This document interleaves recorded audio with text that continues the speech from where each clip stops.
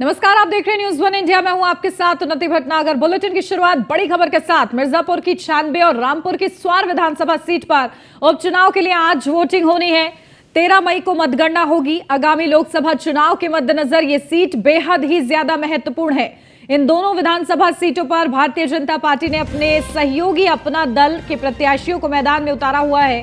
स्वार seat पर Samajwadi party ने अनुराधा चौहान मैदान में उतारी हैं, तो वहीं अपना दल की तरफ से शफीक अहमद अंसारी को प्रत्याशी बनाया गया है। तो सुबह 7 बजे से मतदान शुरू होगा। दोनों सीटों पर बीजेपी और समाजवादी पार्टी के बीच कड़ा मुकाबला। सुरक्षा के पुख्ता इंतजाम इस लिहाज से किए गए हैं। स्वार सीट अब्दुल्ला आजम की सदस्यता रद्द होने से खाली हुई थी। 96 सीट राहुल कौल के निधन से खाली हुई थी। 96 और स्वार में आज होगा मतदान। उपचुनाव है आज और इस दौरान मतदान की सभी तैयारियां पूरी हो चुकी हैं। तो सुबह 7 बजे से मतदान शुरू होगा। ये बड़ी अपडेट आपको बता दें, दोनों ही सीटों पर बीजेपी और समाजवादी पार्टी के बीच कड़ा मुकाबला। तो 96 सीट पर अपना दल एस प्रत्याशी रिंकी कौल का मुकाबला सपा की कीर्ति कौल से है। ये सीट विधायक राहुल कौल के निधन के बाद खाली हुई है। तो वहीं मतदान की तैयारियां पूरी कर ली गई हैं और सुरक्षा के लिहाज से भी पुख्ता इंतजाम किए गए हैं। सुबह 7 बजे से मतदान शुरू होगा। तो 96 और स्वार की बिसात, किसकी शह किसकी मात। 96 में किसकी होगी पौ बारहा। तो लगातार जीत का इंतजार है, जहां 13 मई को नतीजे सामने आएंगे। तो स्वार उपचुनाव का रण, स्वार विधानसभा क्षेत्र के बारे में कुछ महत्वपूर्ण जानकारियां, जहां हिंदू मतदाता 1,18,000 हिंदू मतदाता हैं और इसी के साथ स्वार उपचुनाव के रण में मुस्लिम मतदाता की अगर बात की जाए तो 1,88,000 मतदाता हैं। साथ ही साथ पुरुष वोटर 55% हैं। स्वार सीट पर, रामपुर की स्वार विधानसभा सीट पर उपचुनाव हो रहा है आज, जहां महिला वोटर 45% हैं। और इसी के साथ सपा की अनुराधा चौहान और बीजेपी गठबंधन से अपना दल एसके शफीक अहमद अंसारी मैदान में है। तो वहीं पीस पार्टी की नाजिया सिद्दीकी भी मैदान में है। स्वार विधानसभा क्षेत्र में 3,06,000 मतदाता है। तो कुल मतदाता 3,64,218। तो पुरुष मतदाता 1,92,414। 96 उपचुनाव का ये रण आपको बता रहे हैं, जहां महिला मतदाता की बात करें तो 1,71,748। इसी के साथ दलित मतदाता 1 लाख।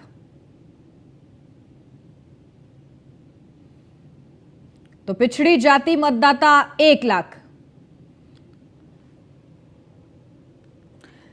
अपडेट ले लेते हैं, हमारे संवाददाता फहीम खान हमारे साथ जुड़ गए हैं। फहीम, क्या कुछ जानकारी? देखिए, आज स्वार सीट पर विधानसभा उपचुनाव है, क्या तैयारियां हो रखी हैं और 7 बजे से मतदान की प्रक्रिया शुरू होगी, उससे पहले क्या अपडेट?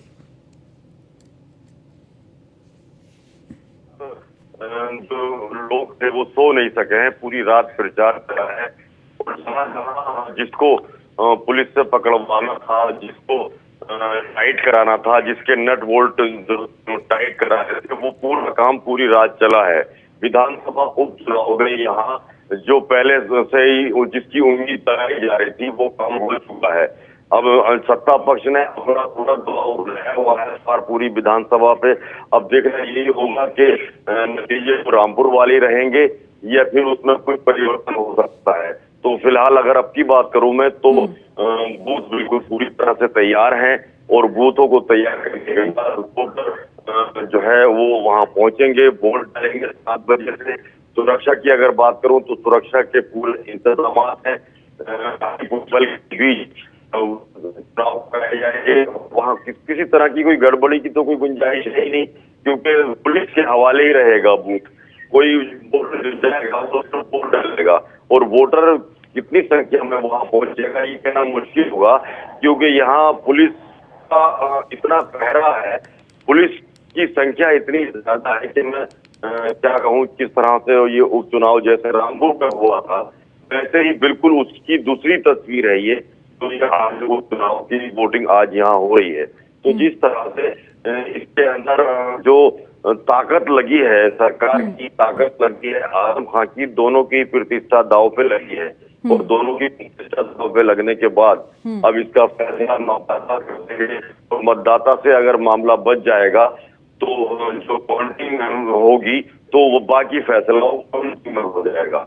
जिस तरह से तस्वीरों को मैं दिखाने की कोशिश करूंगा, आज पूरा दिन ग्राउंड रिपोर्टिंग रहेगी और इस चीजों को मैं समझाना चाह रहा हूँ। आप समझ सकती हैं कि मैं क्या कहना चाहता हूँ। तो उसके लिहाज से कुछ ज्यादा बहुत कुछ ज्यादा कहने का कुछ बचा नहीं, बस ये है कि ये चुनाव निपट जाए। बिल्कुल बिल्कुल फहीम, देखिए कितना दिलचस्प ये चुनाव है। समाजवादी पार्टी और बीजेपी के बीच कांटे की टक्कर है और उपचुनाव हो और इसको लेकर कहीं ना कहीं जोर शोर पहले से ही रहता है पार्टियों के बीच। तो क्या माहौल बना हुआ है चुनाव से पहले, अगर मैं बात करूं तो?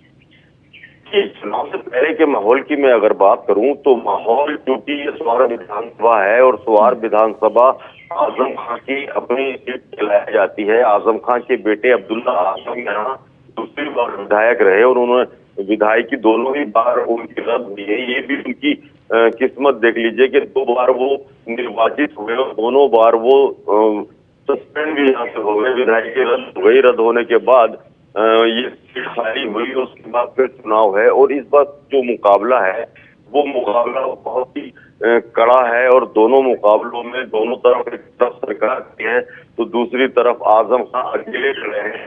और ये भी मैं आपको बता दूं उन्नति की इस बार भी इस बार भी अखिलेश यादव प्रचार करने के लिए विधानसभा रामपुर नहीं आए हैं। तो ऐसे में मुकाबला तो बहुत कड़ा है और मुकाबले में आजम खान ने जी तोड़ मेहनत की है। गली गली मोहल्ला मोहल्ला घूमने के बाद उन्होंने जनता से अपील की है कि वो उनके पक्ष में वोट करें और लोगों में इसका असर दिखा भी है। लेकिन इस असर की काट जो है वो आप जानती हैं पुलिस है, तो उस काट का इस्तेमाल हो चुका है। तो जिस तरह से चुनाव हो रहे हैं, लोगों ने जिस तरह से भी मन बनाया है वो सामने आने वाला है और इसके नतीजे 13 तारीख को सामने आ जाएंगे। लेकिन उन नतीजों में बहुत कुछ बाकी बचा हुआ है, मुझे नहीं आता, क्योंकि इस सीट को सरकार को जीतना है और वो कंडा अपनाने के बाद इस सीट को जीत लेगी, बस इतना है जी। बिल्कुल, तो देखिए बेहद ही दिलचस्प ये मुकाबला है और इसको लेकर आज 7 बजे से मतदान की प्रक्रिया शुरू हो जाएगी। ठीक है, आप फहीम नजर बना के रखिएगा लगातार महत्वपूर्ण इस अपडेट पर। बहुत शुक्रिया फिलहाल आपका। तो आज 2 सीटों पर उपचुनाव है और उपचुनाव का ये रण, जहां किसको जीत का सेहरा पहनाया जाएगा ये देखना महत्वपूर्ण रहेगा। जहां रामपुर 34 स्वार टांडा विधानसभा के वोटर स्वार विधानसभा क्षेत्र में 3,06,000 है मतदाता है, जिसमें हिंदू की अगर बात की जाए तो 1,18,000 है और मुस्लिम की बात करें तो 1,88,000 है। कुल वोटर 3,06,000 है। इसमें महिलाओं की संख्या 45% है, वहीं पुरुष वोटर 55% और 34 स्वार टांडा विधानसभा में जो कि अपना विधायक चुनेंगे। स्वार में सीधा मुकाबला सपा की अनुराधा चौहान और बीजेपी गठबंधन से अपना दल एसके शफीक अहमद अंसारी के बीच है। थोड़ा प्रदर्शन पीस पार्टी की नाजिया सिद्दीकी भी करती दिख रही हैं। तो कैसा ये मुकाबला है उसका ये आपको जानकारी दे रहे हैं इस ग्राफिक्स के माध्यम से भी, जहां किसके बीच मुकाबला है और कितना कड़ा मुकाबला ये माना जा रहा है। एक तरफ स्वार में विधानसभा सीट पर उपचुनाव तो वहीं 98 विधानसभा सीट पर उपचुनाव, दोनों ही सीट खाली हुई हैं और इसको लेकर इस पर उपचुनाव कराए जा रहे हैं। और इसको लेकर क्या तस्वीर है, किस तरीके से दिलचस्प ये पूरा मुकाबला बना हुआ है। जहां आजम की विरासत पर हिंदू कार्ड, जहां 2017 और 2022 में अब्दुल्ला स्वार सीट से जीते और इसी के साथ स्वार में मुस्लिमों की आबादी 60%।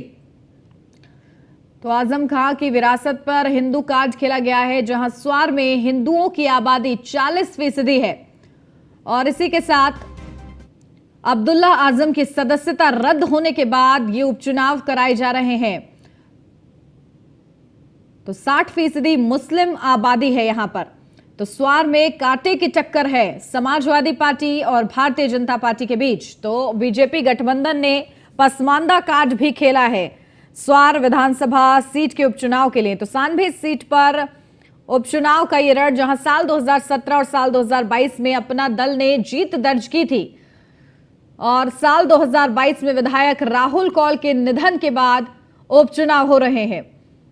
तो अपना दल से ने राहुल कौल की पत्नी रिंकी कौल को प्रत्याशी बनाया है सपा ने कीर्ति कौल को मैदान में उतारा है, तो कांटे की टक्कर है इस उपचुनाव में भी। तो ये वर्सेस भी हम आपको दिखा रहे हैं स्वार और 96 विधानसभा सीट पर, क्योंकि आज उपचुनाव है और इस दौरान क्या तस्वीर बनी हुई है ये भी आपको दिखा रहे हैं। कांटे की टक्कर सीधा समाजवादी पार्टी और भारतीय जनता पार्टी के बीच है। हालांकि इस समीकरणों को ध्यान में रखते हुए प्रत्याशियों का चयन बेहद ही सोच समझकर दोनों ही पार्टियों की तरफ से चुने गए हैं और ऐसे में जनता का आशीर्वाद किसको मिलता है ये देखना महत्वपूर्ण रहेगा। 13 मई को नतीजे सामने आएंगे, लेकिन उससे पहले आज मतदान की घड़ी है और सुबह 7 बजे से मतदान की प्रक्रिया शुरू होगी। तो 96 और स्वार की बिसात। तो विधानसभा में जो अपना विधायक चुनेंगे, स्वार में सीधा मुकाबला सपा की अनुराधा चौहान और बीजेपी गठबंधन से अपना दल एसके शफीक अहमद अंसारी के बीच है। थोड़ा प्रदर्शन पीस पार्टी की नाजिया सिद्दीकी भी करती नजर आई हैं। तो ये महत्वपूर्ण अपडेट है 96 और स्वार विधानसभा सीट, क्योंकि आज उपचुनाव है। सुबह 7 बजे से उपचुनाव शुरू हो जाएगा। सुरक्षा के लिहाज से भी पुख्ता इंतजाम किए गए हैं ताकि कोई कोर कसर ना रह जाए। उपचुनाव में अक्सर बड़े आरोप लगते हैं कि प्रशासन को मैनिपुलेट किया जा रहा है और ऐसे में इससे पहले ही प्रशासन ने व्यापक इंतजाम किए हुए हैं ताकि किसी भी तरीके से आरोप ना लगे और पूरी प्रक्रिया जो है पारदर्शी तरीके से रहे। किसी भी तरीके से भिड़ंत की स्थिति, हिंसा की स्थिति ना बने।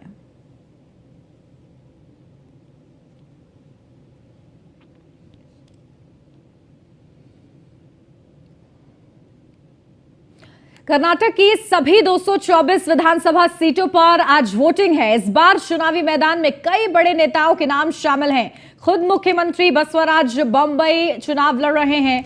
तो विधानसभा चुनाव पूर्व मुख्यमंत्री सिद्धारमैया, कांग्रेस अध्यक्ष डीके शिव कुमार भी लड़ रहे हैं चुनाव। जेडीएस के मुखिया एचडी कुमार स्वामी जैसे कई दिग्गज भी चुनावी मैदान में हैं। तो सुबह 7 बजे से मतदान की प्रक्रिया शुरू होगी। शाम 6 बजे तक मतदान होगा। 58,000 से ज्यादा बनाए गए हैं मतदान केंद्र। चुनाव आयोग ने कुल 58,545 केंद्र बनाए हैं। कुल 5,31,33,054 मतदाता वोट डालेंगे। 2,430 पुरुष उम्मीदवार हैं, 184 महिलाएं और एक थर्ड जेंडर उम्मीदवार मैदान में है। तो सुबह 7 बजे से मतदान की प्रक्रिया शुरू होगी। शाम 6 बजे तक मतदान होगा। कर्नाटक विधानसभा चुनाव 224 सीटों पर मतदान और तमाम दिग्गजों ने प्रचार किया है और दिग्गजों की साख भी दांव पर लगी हुई है। तो चुनाव आयोग ने कुल 58,545 केंद्र बनाए हैं। दिल्ली से अगली खबर, पीएम नरेंद्र मोदी का राजस्थान दौरा। आज 11 बजे नाथद्वारा के श्रीनाथ जी मंदिर जाएंगे पीएम मोदी। 11:45 पर कई परियोजनाओं का लोकार्पण और शिलान्यास करेंगे पीएम मोदी। नाथद्वारा में सड़क और रेल सहित बुनियादी ढांचे से जुड़ी परियोजनाओं का लोकार्पण करेंगे। उदयपुर रेलवे स्टेशन के पुनः विकास की आधारशिला रखेंगे पीएम मोदी। आबू रोड में ब्रह्म कुमारियों के शांतिवन परिसर का दौरा करेंगे PM Modi. Super speciality charitable global अस्पताल की आधारशिला भी रखेंगे पीएम मोदी। 5,500 करोड़ रुपए से अधिक की परियोजना का लोकार्पण करेंगे। तो आज प्रधानमंत्री नरेंद्र मोदी का राजस्थान का ये दौरा, जहां सुपर स्पेशलिटी चैरिटेबल ग्लोबल अस्पताल की आधारशिला भी रखेंगे पीएम मोदी और इसी के साथ 5,500 करोड़ रुपए से अधिक की परियोजनाओं का लोकार्पण भी करेंगे। दिल्ली से अगली खबर, कांग्रेस आज करेगी प्रेस कॉन्फ्रेंस। कांग्रेस पार्टी मुख्यालय में आज प्रेस कॉन्फ्रेंस करेंगे कांग्रेस नेता पवन खेड़ा, जहां आज दोपहर 1 बजे कांग्रेस पार्टी करेगी प्रेस कॉन्फ्रेंस। ये बड़ी अपडेट आपको बता दें, आज कांग्रेस प्रेस कॉन्फ्रेंस करेगी। पार्टी मुख्यालय में आज प्रेस कॉन्फ्रेंस होगी। महत्वपूर्ण ये अपडेट, जहां कांग्रेस नेता पवन खेड़ा करेंगे प्रेस कॉन्फ्रेंस। तो कांग्रेस नेता पवन खेड़ा आज प्रेस कॉन्फ्रेंस करेंगे। दोपहर 1 बजे कांग्रेस पार्टी प्रेस कॉन्फ्रेंस करेगी। दिल्ली से अब खबर, आबकारी नीति मामले में राउस रेवेन्यू कोर्ट में आज होगी सुनवाई। दिल्ली के पूर्व डिप्टी सीएम मनीष सिसोदिया के खिलाफ दाखिल सप्लीमेंट्री चार्जशीट पर होगी सुनवाई। पिछले सुनवाई में कोर्ट ने मामले को आज सुनवाई के लिए सूचीबद्ध किया था। कोर्ट ने ईडी को सीडी, डीवीडी, पेन ड्राइव में सप्लीमेंट्री चार्जशीट की सॉफ्ट कॉपी फाइल करने के लिए भी कहा था।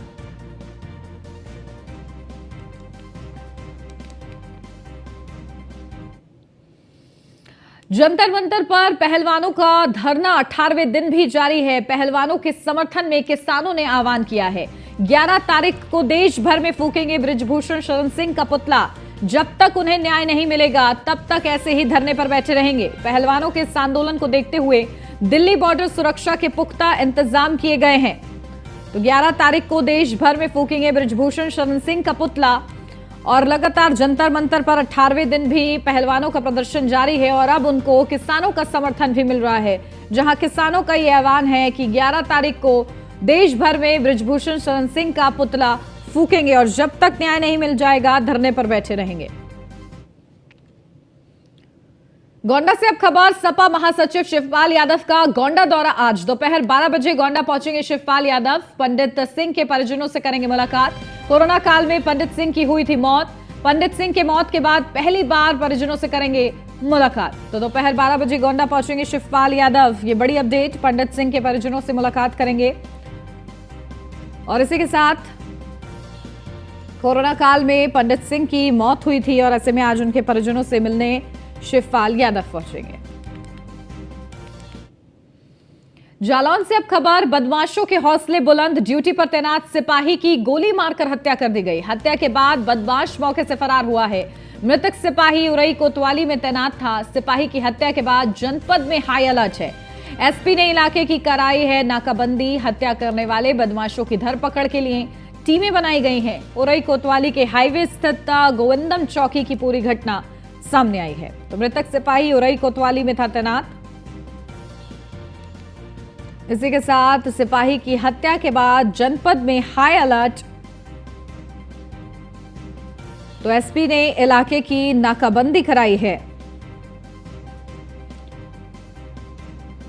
तो हत्या करने वाले बदमाशों की धरपकड़ के लिए टीमें भी बनाई गई हैं। एक्सक्लूसिव न्यूज़ 1 इंडिया पर यह तस्वीर भी आपको दिखा रहे हैं। जालौन से ये पूरी खबर है, जहां उरई कोतवाली के हाईवे स्थित गोविंदम चौकी की ये पूरी घटना है, जहां बदमाशों की धरपकड़ के लिए टीमें बनाई गई हैं। नाकाबंदी कराई गई। एसपी ने इलाके में पूरे नाकाबंदी कराई। घटना हुई है थाना उरई क्षेत्र में, जो हाईवे चौकी है वहाँ पर। एक बहुत ही दुखद घटना है जिसमें हमारे पुलिस विभाग के कांस्टेबल श्री भेदजीत सिंह को गोली लगी है और गोली लगने के उपरांत उनकी मृत्यु हो गई है। इसमें अब तक जो जानकारी प्राप्त हुई है उसमें ये पता चला है कि कुछ लड़कों का उन्होंने पीछा करने का प्रयास किया और उसी दौरान उन लड़कों को उन्होंने रोका और वहाँ से उन्होंने उसमें उसी दौरान गोली चली और गोली इनके सिर में लगी है, जिसके कारण इनकी मृत्यु हो गई है। तो उसमें भेदजीत सिंह इस घटना में शहीद हुए हैं और हमारी 4 टीमें लगी हुई हैं और हम बहुत ही जल्दी इस घटना का सफल अनावरण करेंगे और जो भी दोषी होगा उसके विरुद्ध हम कठोरतम कार्रवाई।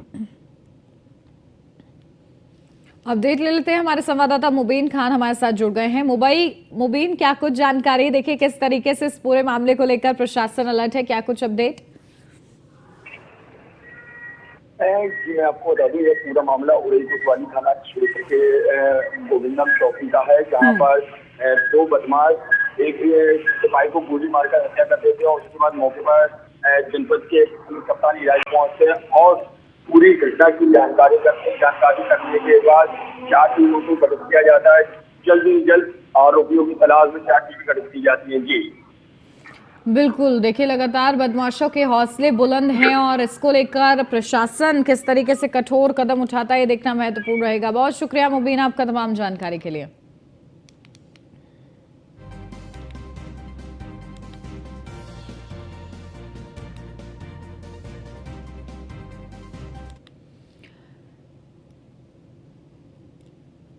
रुक करते एक और बड़ी खबर का। गुड्डू मुस्लिम का सीसीटीवी वीडियो फर्जी निकला है। वीडियो में दिखने वाला ओडिशा का शेख हबीब मोहम्मद निकला है। नमाज पढ़ने के लिए जा रहा था हबीब, तो गुड्डू मुस्लिम का सीसीटीवी वीडियो फर्जी निकला है। जहां वीडियो में दिखने वाला ओडिशा का शेख हबीब मोहम्मद है ये, जो कि नमाज पढ़ने के लिए जा रहा था।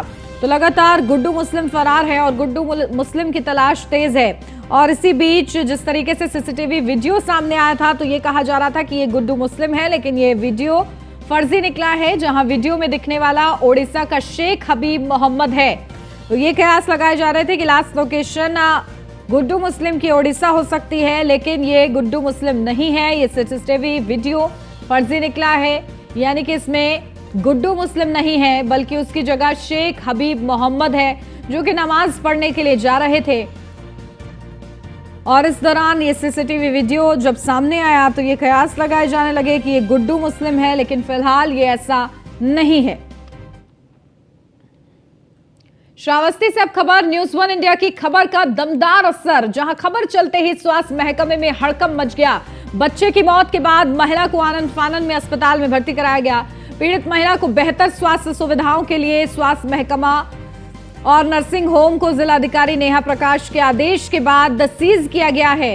नोडल अफसर डॉक्टर डीके सिंह ने अस्पताल को सीज किया है। सनराइज अस्पताल पर बड़ी कार्रवाई के लिए टीम भी बनाई गई है। तो लापरवाही ना हो, इसको लेकर बकायदा टीम निर्धारित की गई है। नर्सिंग होम को जिलाधिकारी नेहा प्रकाश के आदेश के बाद सील कर दिया गया है। नोडल अफसर डॉक्टर डीके सिंह ने अस्पताल को सीज किया है।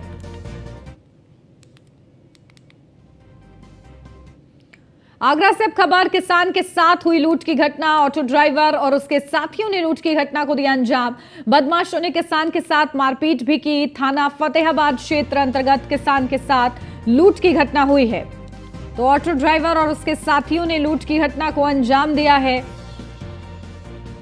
बदमाशों ने किसान के साथ मारपीट भी की। तो थाना फतेहाबाद क्षेत्र अंतर्गत किसान के साथ लूट की घटना हुई है। झांसी से अब खबर, कपड़े के गोदाम में लगी आग। आग लगने से हड़कंप मच गया है। आग लगने से हजारों रुपए का कपड़ा जलकर खाक हो गया है। कपड़ा उद्योग के लिए मशहूर है रानीपुर कस्बा। स्थानीय लोगों ने सूझबूझ से पाया है आग पर काबू। मऊरानीपुर थाना क्षेत्र के रानीपुर कस्बे की ये पूरी घटना बताई जा रही है। तो आग लगने से हजारों रुपए का कपड़ा जलकर खाक हो गया है। कपड़ा उद्योग के लिए मशहूर है रानीपुर कस्बा।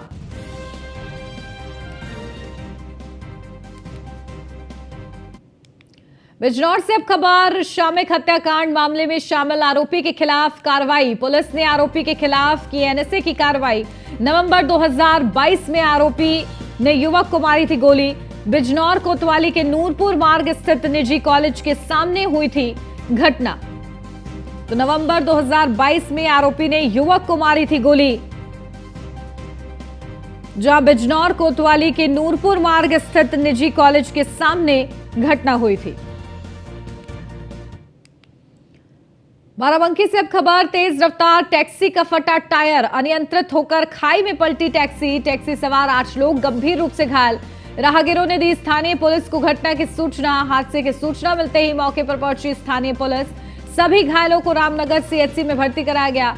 रामनगर कोतवाली क्षेत्र के सूरतगंज महादेवा मार्ग का पूरा मामला है। तो राहगीरों ने स्थानीय पुलिस को घटना की सूचना दी है।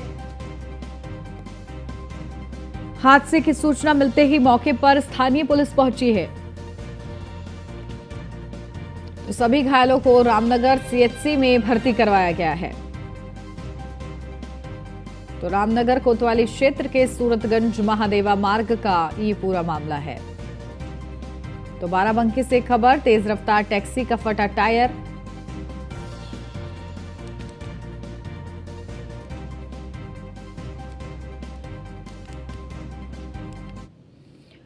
लखनऊ से अब खबर, घर में घुसकर महिलाओं और बच्चों के साथ मारपीट। दबंगों ने घर में घुसकर की मारपीट। पूर्व में भी हो चुकी है, 2 पक्षों में जमकर मारपीट।